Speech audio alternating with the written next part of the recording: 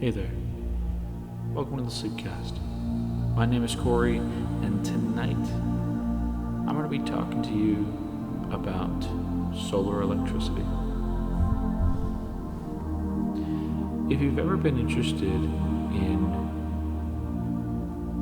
getting power from the sun into your house, then this podcast is for you. I'm going to talk to you all about the costs and how to figure them out, the labor and what's involved, and if at any point you get tired, feel free to just fall asleep. I'll be none the wiser.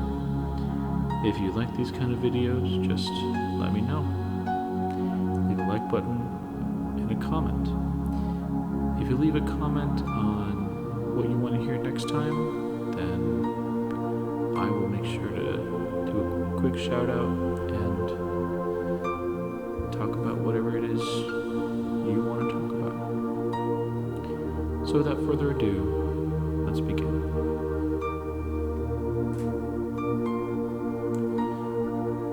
Getting energy from the sun is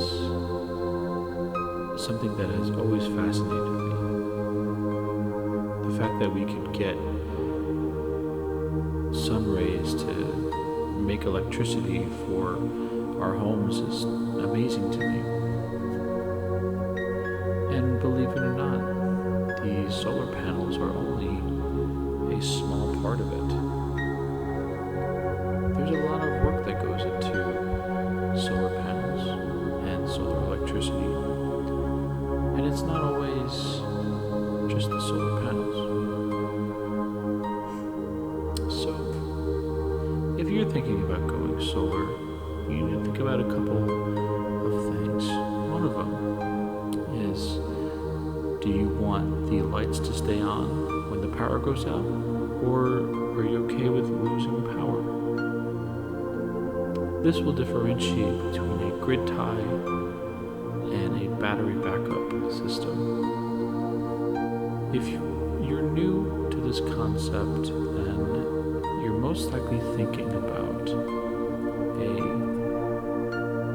battery operated or battery backup solar system. And it's because people generally think that when you go solar, that's it, you're covered. But that's not always true in most cases. The other system that I mentioned was a grid tie. And that means that you're tied to the electricity grid. And what you do is you create electricity through the solar panels. That electricity gets sent the other direction back to the electric company. They store your electricity for you, and then at nighttime, when there's no more sun, they send it back to you, plus whatever extra you use. More than likely, this is going to mean that you don't pay anything at all for electricity, or very little, which is a great thing. Sometimes the electric company can even pay you back. So let's say you get a very large solar system installed in your house. You could theoretically make money off of your house. It's not very much, it's a few pennies per kilowatt, but it's better than the other way around. So, if I've piqued your interest in solar electricity, let me explain the process. Generally, you can find someone who will install it for you, or you can choose to install it yourself. If you choose to install it yourself, you will be saving thousands and thousands of dollars,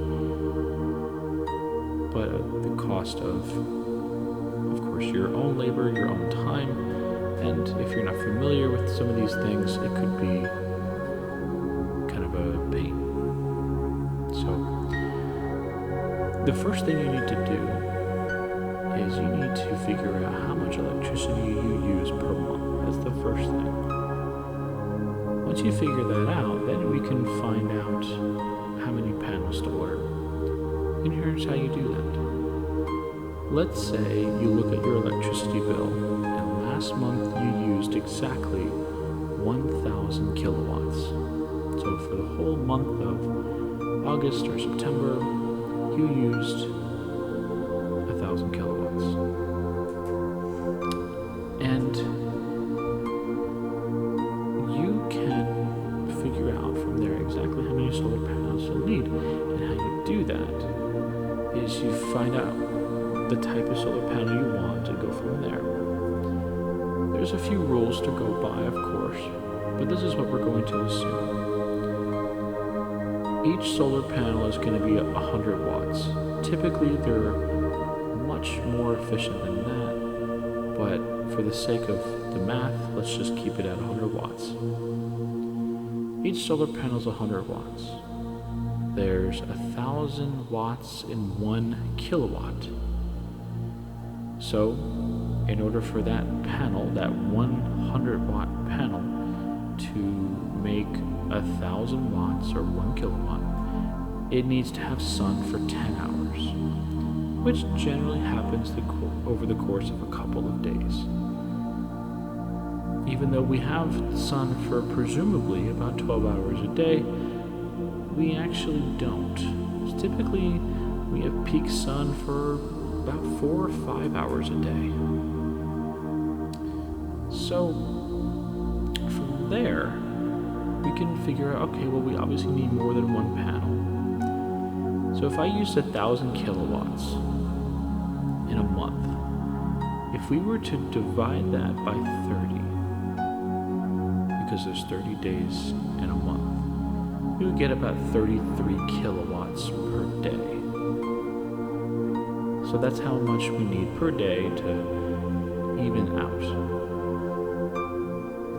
Now, per day, we need to get it back down to per hour, and to do that, we divide by 5, because like I said, there's 5 peak hours in a month. In a day. 5 peaks an hour.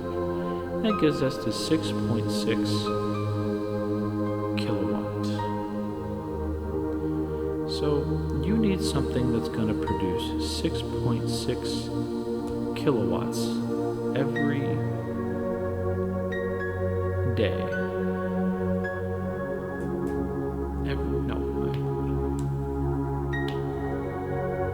You need something that's going to produce 33 kilowatts in a day and 6 kilowatts every hour, which is generally why you need a much more efficient solar system. So 100 watts is not very efficient, but we're going to use it again for the sake of math.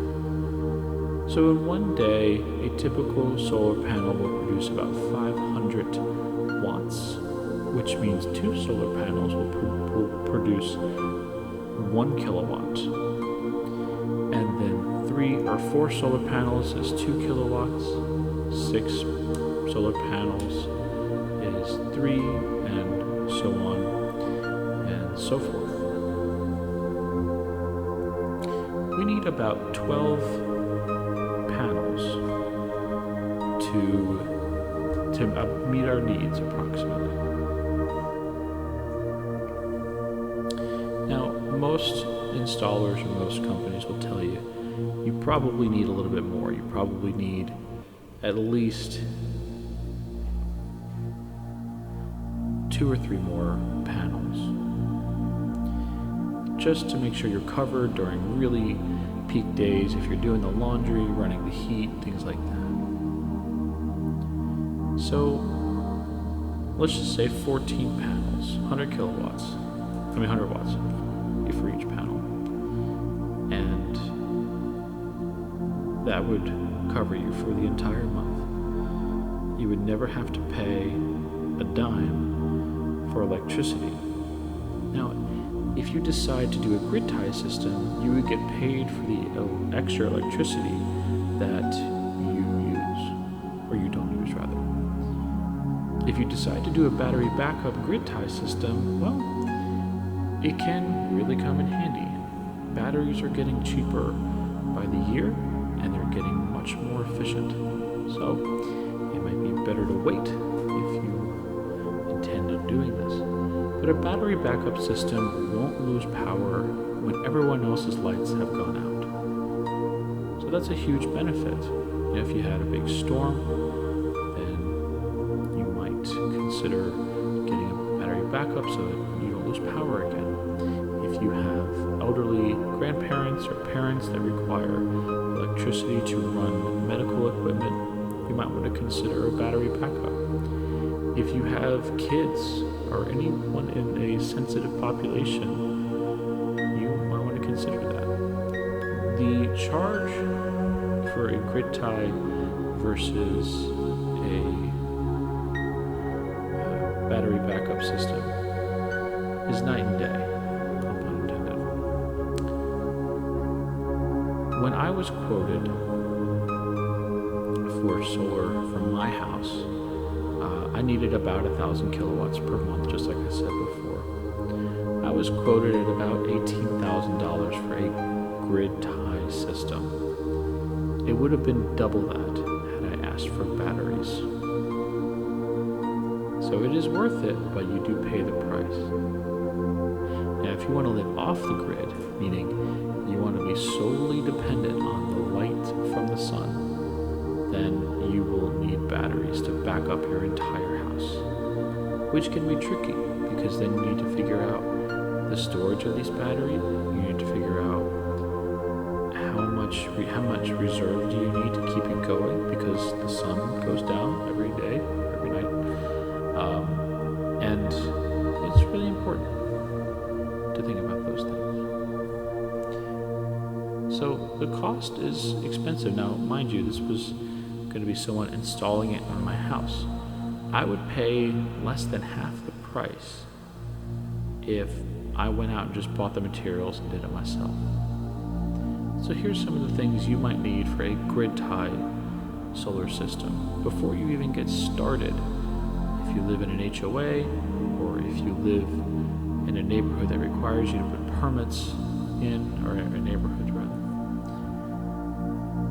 you will need to get it approved by your HOA, by the town, by the electric company, whatever authority needs to know that you're building a solar system on your roof. More importantly, and probably less often that should be done, is you need to let your insurance company know. Your insurance company needs to know there are solar panels on the roof. Because if something happens to your roof and you never told them, well, they may not cover it because they could say, well, it was the solar panels. So once you get all the approvals done, once you have your design finished, then you can order exactly what you need. Now you know how many solar panels to order. Typically, each solar panel has its own microinverter, which converts the power from a DC to AC, and each solar panel gets its own because it's a lot more efficient. From there, you'll need all the wiring that goes from the solar panels. You'll need a lot of zip ties, and you'll need a lot of time to put all of it, to connect all the solar panels together, and then have them lead off your roof into the garage or wherever you plan on having the next big thing, which is called the inverter. The inverter takes all of the electricity from the solar panels and it converts it to AC current, which is the type of current that's used in the house. And it also acts as a charge controller, or can act as a charge controller. You can buy one separately, of course. And what a charge controller does is that it regulates the amount of electricity coming in so that it doesn't overload your circuit. It's very important. This is especially common and a necessity in battery backup systems, since they will always need a charge controller to regulate the charge coming in and the charge going out. Now, mounting this stuff and wiring it up is probably not something that the average person can do. You need to hire an electrician. And the electrician would probably wire up the hot stuff, we'll call it. The hot stuff meaning the hot wires coming in from the roof. And from there you need to get it approved. You need to get it, appraised is not the right word, but something like appraised. And after it's been checked off, like it's good, it's safe, then you can turn your solar on and you can start enjoying your free energy. And the downside to solar is what we call ROI, or return on investment. Return on investment means how long is it going to take to make your money back. Let's say you spent $10,000 on your system and you did all the work yourself. Some of that money is tax deductible or tax credited at about 26%. So 26% you'll get back during tax season if you live in the United States. From there, you have to figure out how much would you normally pay for electricity. If you pay $100 a month and you never have to pay $100 a month ever again, you've presumably saved about $1,200 per year. Well, if the system cost you $10,000, then you'll make up that money in about 7 years. I'm going to say 7 years because of the tax credit that you get. So you really won't see that money back in your account for 7 years, but then after that, it is profit. Everything is profit after that. Now, one drawback of doing this yourself is that, of course, besides the time, the labor, and the know-how, you typically don't get a warranty on the labor. If something goes wrong, you have to be able to fix it. So if you hire someone to do it, they can come out and do it for you. And typically it is covered. Now, once you've made your money back, solar is typically one of those items that can increase the value of your home, and I foresee that it will increase the value of your home more in the next decade or so. However, if you are considering going solar and you want to go ahead and do this now, I recommend waiting. This is on a personal note, a personal level here. I recommend waiting because solar panels and batteries are getting more efficient and they're getting cheaper. So I'd rather spend maybe $7,000 in 3 years and $10,000 now to get something that's more efficient, that'll last me longer, for cheaper. But that's just me. If you want to go and buy a solar system now because it'll start saving you money now, then by all means do that. That's just my opinion. So that's how you go solar. We have about a minute and a half left, and I've really enjoyed this podcast, Sleepcast. If you have any special requests, don't forget to leave it in the comments below. And if you like this video, go ahead and press the like button, and then don't forget to press that subscribe button. And I look forward to seeing your comments and what you'd like for me to talk about next time. Hopefully you are asleep and you are dreaming, and I don't have to really do or say anything more. So have a good night's sleep, have a great rest, have a great nap, and I will see y'all again next week.